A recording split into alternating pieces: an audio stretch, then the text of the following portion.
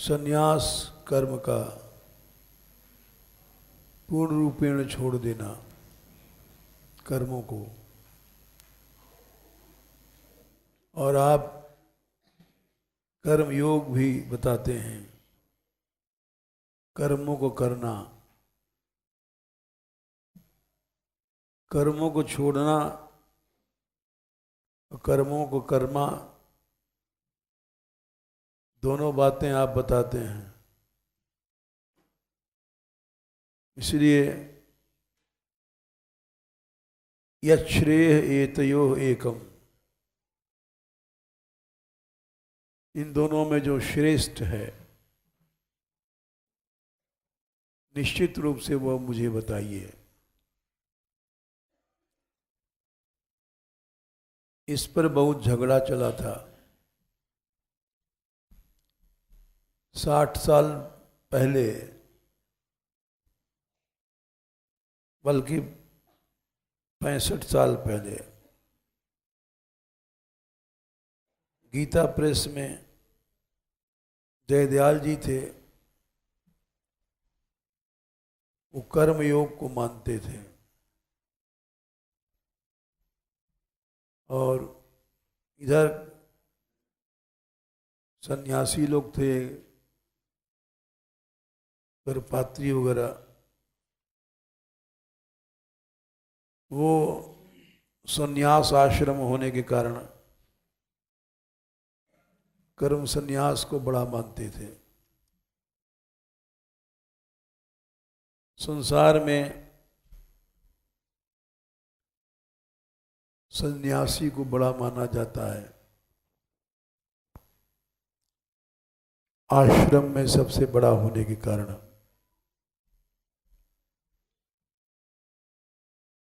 तो वो लोग अपने को बड़ा मानते थे, कहते थे कर्म सन्यास बड़ा है।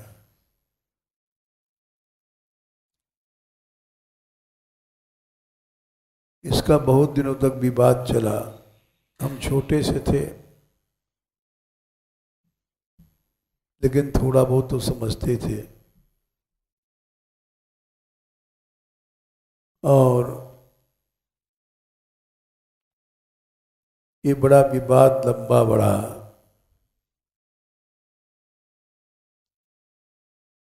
आखिर में विवाद चलता रहा, हम बड़े जी हम बड़े।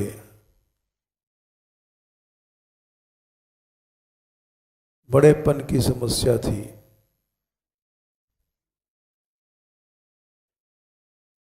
उसका उत्तर स्वयं भगवान ने दिया है। अर्जुन ने यही प्रश्न किया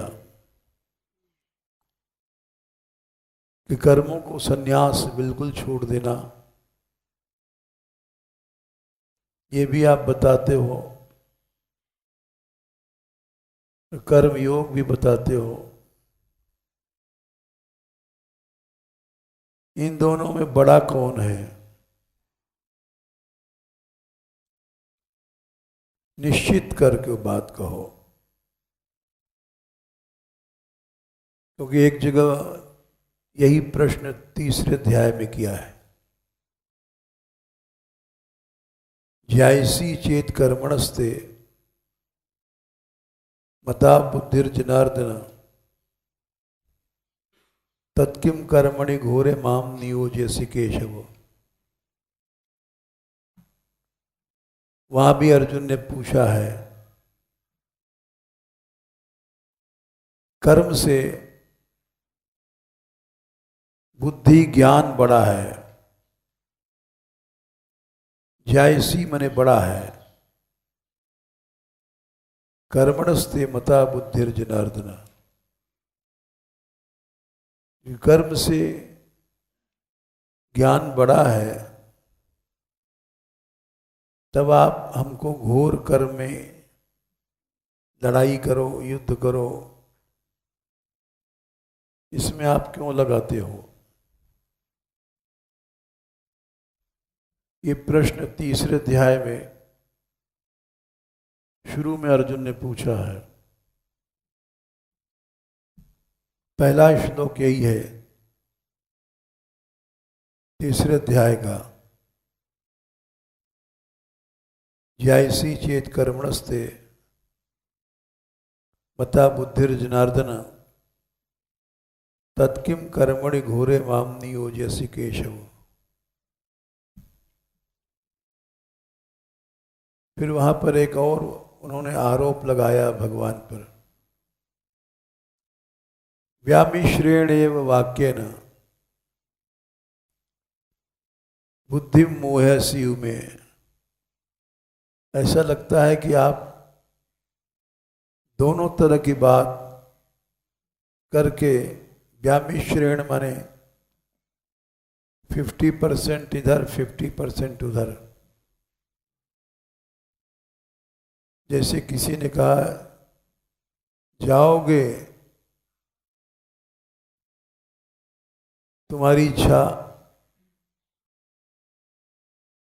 तो ये वो कोई निश्चित उत्तर तो है नहीं। इच्छा हो जाओ, इच्छा हो मत जाओ।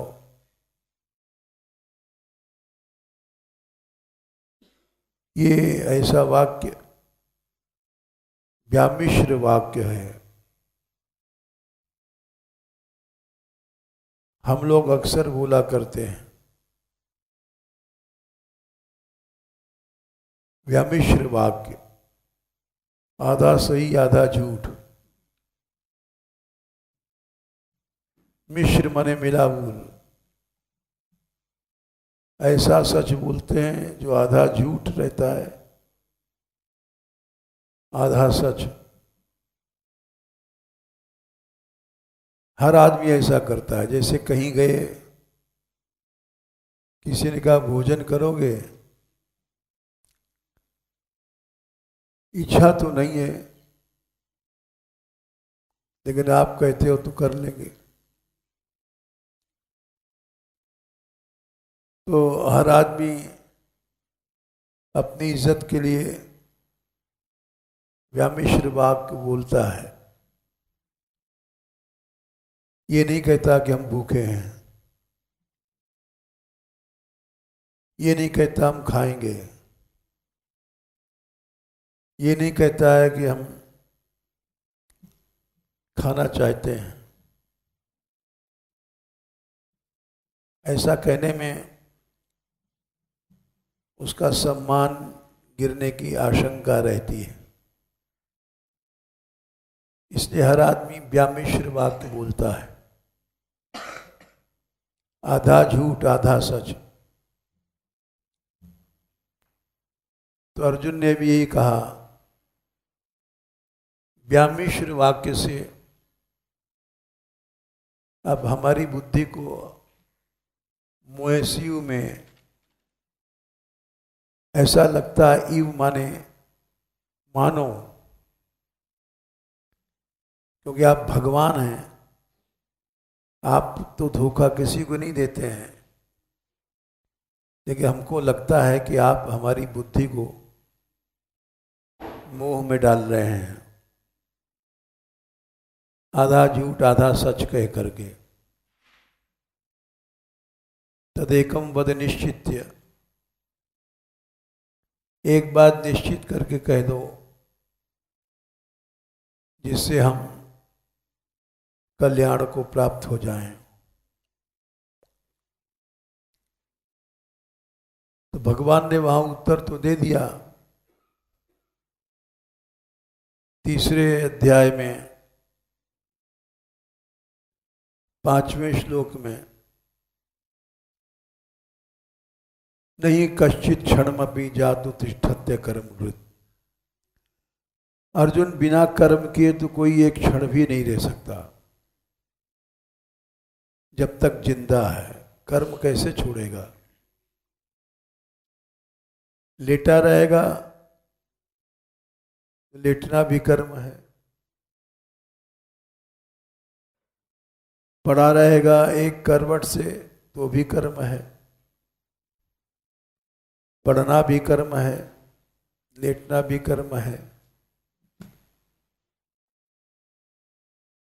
एक करवट से रहेगा, नहीं हिलेगा डुलेगा तो भी मन तो उसका कर्म करता रहता है, मन तो सोचेगा ही। तो एक क्षण भी कोई आदमी बिना कर्म के नहीं रह सकता। नहीं कश्चित क्षणमपि जातु तिष्ठत्य कर्म कृत। एक क्षण भी नहीं रह सकता बिना कर्म किए। कर्म कैसे छोड़ देगा? जब तक जिंदा है कर्म करना पड़ेगा। यही बात भगवान ने गीता के अंत में कहा है, 18वें अध्याय में, कि नहीं 11वां श्लोक 18 का 11, नहीं देवभृता शक्यम त्यक्तुम कर्माणि अशेषतः। अशेष माने पूरी तौर से तो कर्म को कोई छोड़ नहीं सकता तब तक उसका शरीर है। कर्म फलों को छोड़ा जा सकता है। कर्म फल जो हैं उनको हर आदमी छोड़ सकता है, और वही छोड़ना भी चाहिए। कर्मों को तो कोई छोड़ सकता ही नहीं। देहवृत जब तक जिंदा है, बैठा है चाहे लेटा है, मन उसका कर्म करता रहता है। हम तुम सोचते हैं कि हम कुछ नहीं कर रहे हैं, लेकिन नहीं, मन तो कर्म करता रहता है। मन किसी की याद करता है, किसी को सोचता है। ये सब कर्म ही है। तो जब तक मन किसी की याद कर रहा है, किसी को सोच रहा है, कर्म तो कर ही रहा है। लेकिन शरीर से लग रहा है कि हम कुछ नहीं कर रहे हैं। एक इसका सबसे बड़ा प्रमाण है श्रीमद् भागवत, पहला खंड देना।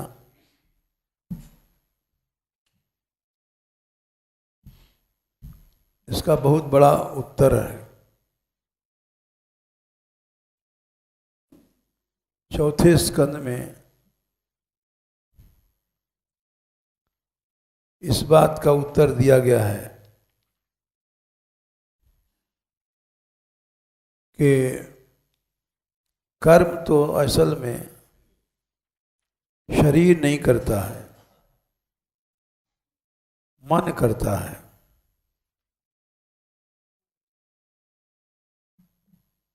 चौथे स्कंद में 29वें अध्याय में 61, 62, 63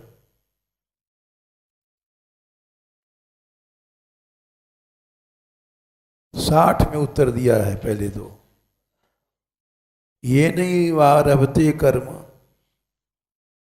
तेनैव अमुत्र तत्पुमान भुंक्ते अब्धिबधानेन लिंगेन मनसा स्वयं। ये मन को लिंग शरीर माना गया है। जिस लिंग शरीर मन से मनुष्य कर्म करता है, उसी मन से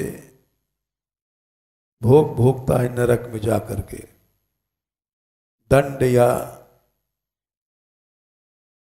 स्वर्ग का सुख। ये नहीं वारभते कर्म ते नहीं व अमुत्र तत्पुमान। अमुत्र माने परलोक में, पुमान माने मनुष्य। भुंक्ते ह्यभ्यवधानेन लिंगेन मनसा स्वयं। ये लिंग शरीर रूपी मन से अब व्यवधान माने कोई बिना रुकावट के भोग भोगता है, यानी मृत्यु भी नहीं रोक सकती इसको। मर के परलोक में गया, वहां नरक की यातना भोगता है, तो बीच में मर गया तो उससे कोई फर्क नहीं पड़ेगा।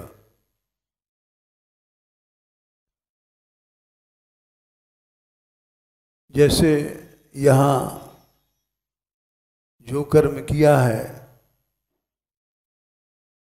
उसका भोग उसको भोगना पड़ता है।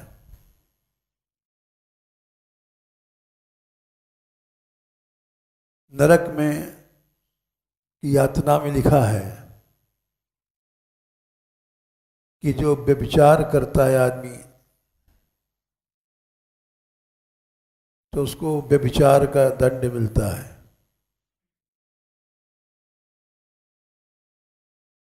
स्त्री है चाहे पुरुष है, स्त्री है तो उसको लिए लोहे के जलते भय गर्म पुरुषों से जबरदस्ती आलिंगन कराया जाता है यातना शरीर से कि चिपट इससे तू, यातना शरीर से। और वो मन उसके दुख को भोगता है। मन वही रहता है जिस मन ने यहां भोग किया था। मन नहीं बदलता है।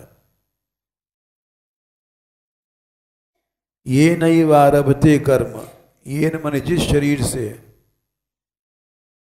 उसने कर्म किया, तेन जिस शरीर से मने लिंगेन मनसा स्वयं, लिंग शरीर से कर्म किया मन से। यहां जो उसने भोग भोगा था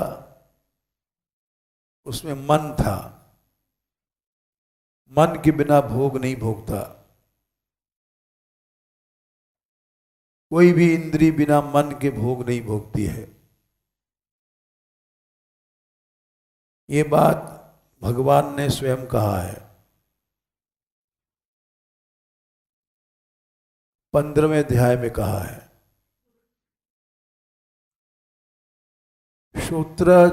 श्रोत्रम चक्षु स्पर्शनम च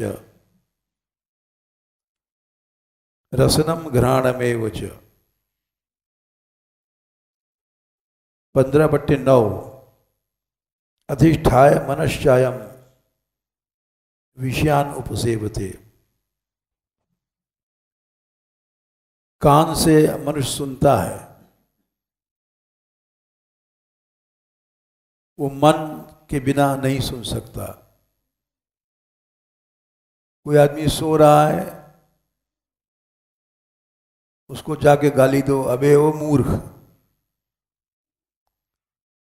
वो कुछ नहीं बोलेगा, क्योंकि मन उसका उस समय काम नहीं कर रहा है। सोते हुए आदमी के मुंह में लड्डू डाल दो, उसको कुछ पता नहीं पड़ेगा मीठा है कि खट्टा है, क्योंकि मन काम नहीं कर रहा है। कोई कोई सोते हैं अधकुली आंख से, मन काम नहीं कर रहा है तो देख नहीं सकेंगे। स्पर्श, सोते हुए आदमी के शरीर से सर्प निकल गया, ऊपर से उसको वो डरेगा नहीं, क्योंकि मन काम नहीं कर रहा है। श्रोत्र चक्षु स्पर्शनम च रसनम घ्राणमेव च। नासिका से सुगंध है कि दुर्गंध है उसको पता नहीं पड़ता। उसके नाक पर इत्र रख दो, चाहे गंदी हवा कर दो, उसको पता नहीं पड़ता। पांचों इंद्रियों देख लो, श्रोत्रम चक्षु स्पर्शनम च रसनम घ्राणमेव च अधिष्ठाय मनश्चायम विषयानुपसेवते। बिना मन के विषयों का सेवन नहीं होता। अधिष्ठाय मनश्चायम, तो इसलिए कर्म मन करता है। ये नहीं वारभते कर्म 4:29-60 तेने वा मूत्र तत्पुमान भुंक्ते यव्यवधानेन लिंगेन मनसा स्वयं। कर्म तो लिंग शरीर से मन करता है। इसका प्रमाण देते हैं, श्यानम इमम उत्सृज्य, जैसे हम लोग सो जाते हैं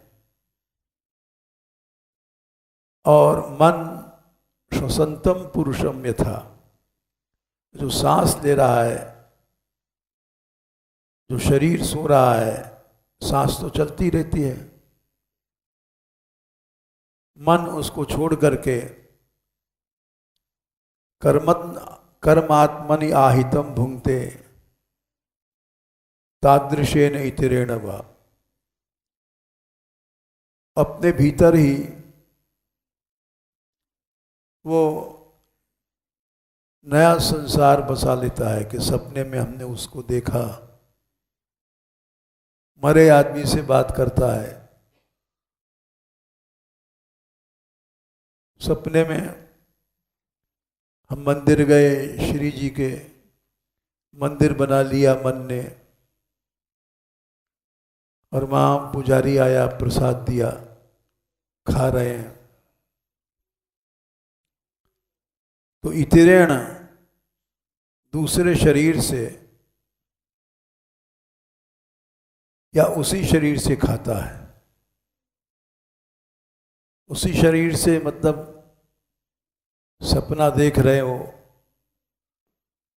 सपने में तुमने देखा तुम्हारा शरीर बदल गया, तुम पक्षी बन गए और उड़ रहे हो। तो पक्षी शरीर दूसरा था, इतरेण मन में शक्ति है, चाहे इस शरीर से चाहे उस शरीर से भोग भोगे, कर्म करे। तो ममैते मनसा यद्यद असौ अहमति ब्रिवन, वो कर्म इसलिए भोगने पड़ते हैं, जैसे हरिश्चंद्र जी ने स्वप्ने में दान दिया था और जागृत में उसको भोगना पड़ा। क्यों भोगना पड़ा? कि चाहे तुमने शरीर स्वप्ने में तुम्हारा कौवा का मिल गया है या पक्षी बन गए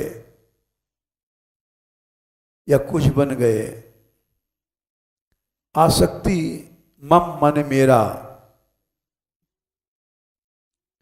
ये मेरापन रहता है। मेरापन के कारण तुमको कर्म भोगने पड़ते हैं। जैसे बिजली का तार, उससे बिजली दौड़ती है, वैसे कर्म फल भोगने पड़ते हैं आसक्ति के कारण।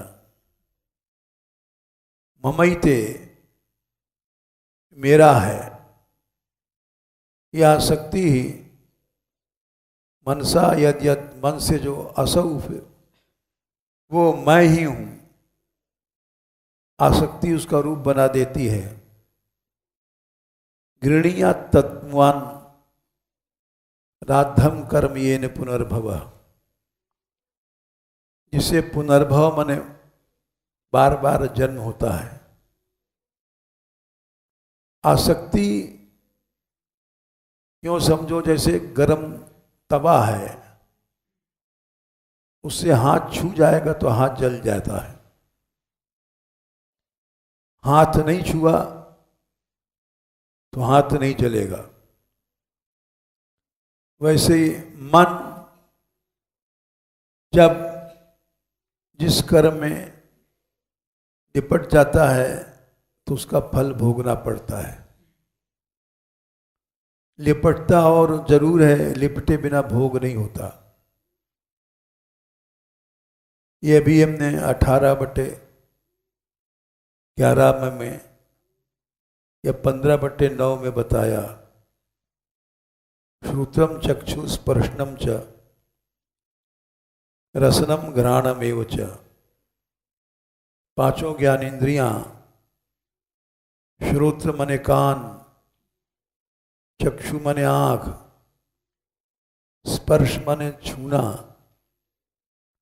रसन मने जिह्वा, घ्राण मने नाक, अधिष्ठाय मनश्चायम विषयान उपसेवते।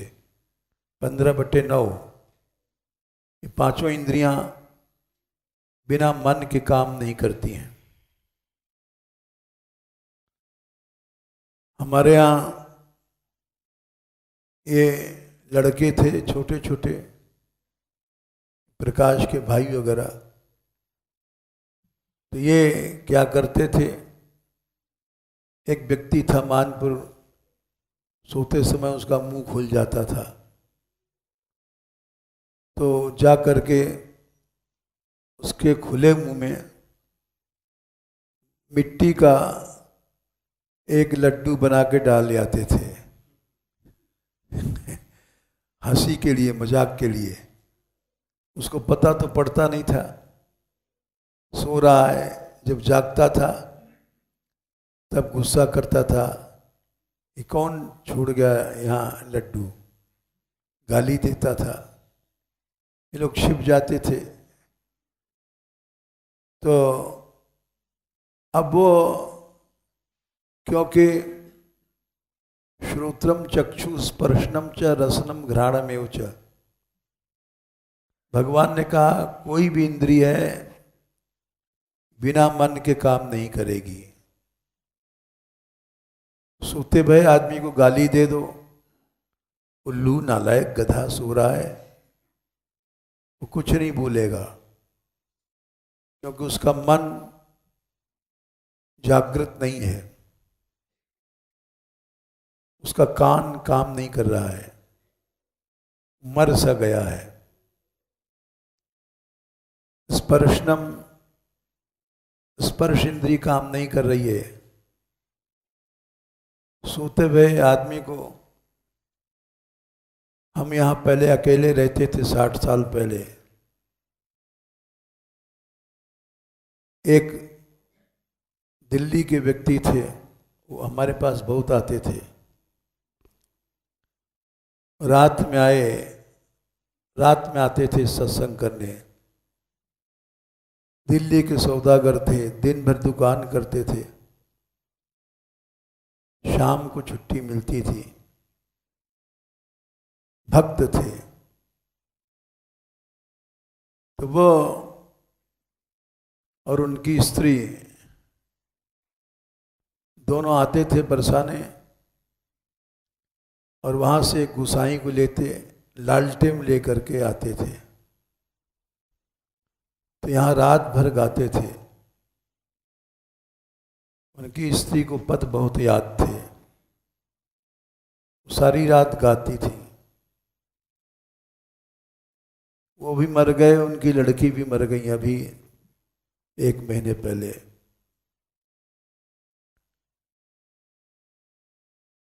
वो जब यहाँ आए एक बार रात में, तो हम छत पे सोते थे अकेले। तो उन्होंने देखा एक सर्प हमारे सिर के पास बैठ करके ऐसे फन निकाल करके बैठा था। इनको देख के चला गया। तब इन्होंने कहा, बाबा जी आपके सिर पर सर्प बैठा था। हमने कहा, भाई हमें क्या पता, यहां सर्प बहुत थे पहले, अब तो नहीं है। तो सोते भय आदमी को कुछ नहीं पता, क्योंकि मन सो रहा है। मन जब आसक्ति करके जगेगा, आसक्ति का पाप लगता है, शरीर का नहीं लगता। भुंगते यदन मनसा लिंगे न मनसा स्वयं। तो इसीलिए यहां प्रश्न किया अर्जुन ने कि आप व्यामिश्र वाक से हमको मोह में डाल रहे हो, निश्चित उत्तर दो। तीसरे अध्याय में प्रश्न किया, फिर पांचवें में फिर कर रहे हैं। कर्मों को संन्यास आप कहते हो छोड़ दो, और फिर कहते हो कर्म करो, तो निश्चित क्या है, हमको एक बात बताइए। इसका उत्तर फिर कल देंगे भगवान।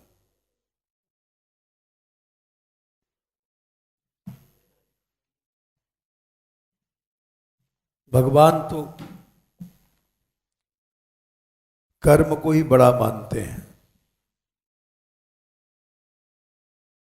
क्योंकि कर्म छोड़ा नहीं जा सकता जब तक जिंदा आदमी है। कर्म करेगा,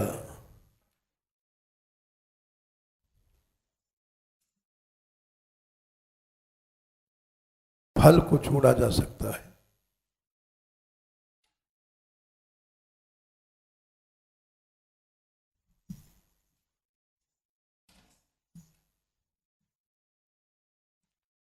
फल को छोड़ना कठिन है, लेकिन